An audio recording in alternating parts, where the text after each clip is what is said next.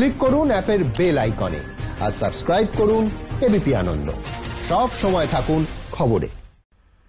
Medinipur jail থেকে দুই আসামি পলাতক, ফেরার উল্টোডাঙ্গার মনোজিৎ বিশ্বাস এবং মিঠুন দাস। সরাসরি চলে যাবো আমাদের প্রতিনিধির কাছে। অলোক সাঁতরা রয়েছেন আমাদের সঙ্গে। অলোক, কিভাবে এই আসামিরা পালিয়ে গেল, কোনো কি খোঁজ পাওয়া গিয়েছে?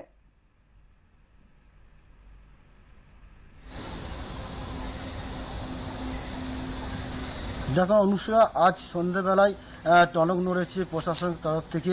কেন্দ্রীয় সদরঘাট থেকে যখন দুই আসামিকে পাওয়া যাচ্ছিল না, মনোজিৎ দাস এবং মিঠুন দাস, এরা মেদিনীপুর কেন্দ্রীয় সদরঘাটে ছিল। কিভাবে পালিয়ে গেল এখনো পর্যন্ত কোনো তল্লাশি পাওয়া যাচ্ছে না।